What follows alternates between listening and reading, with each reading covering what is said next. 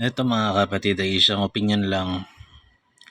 Nais ko munang sabihin na kahit na hindi ko gusto yung tao, hindi ako pabor sa mga disbarment ng mga abogado kasi ah, ang hirap nila nag-aral. And maybe marami naman na silang natulungan up to a certain point wherein nagkakamali nga lang sila.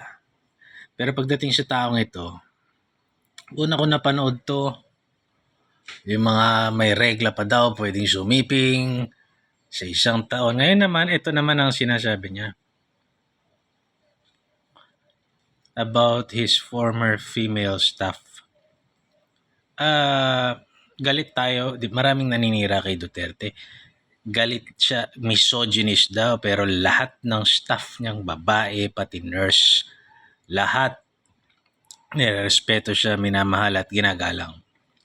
Pero may propaganda sa kanya na misogynist, bastos, gusto pang makiuna dun sa Australianang biktima, mga ganyan-ganyan.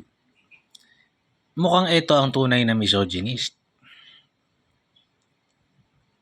Mukhang ito. Pag-isipan niyo yung difference. Si PRRD wala na siya kapangyarihan, iniiyakan ng mga kababaihan, mahal na mga staff na naglingkod sa kanya. Ito, tignan niyo to.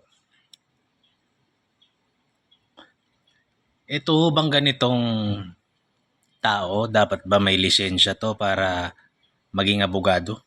Tanong ko lang ho sa inyo. Nakikita ko lang siya sa social media. Nothing personal against him. Tanong ko lang kaya ito ba dapat may lisensyang maging abogado? Ito ba dapat na maging mambabatas o kung ano pa o barangay captain? Dapat ba yung ganyan? Iniiwan ko lang ho sa inyo yung tanong. Baka lang may makapanood. God bless.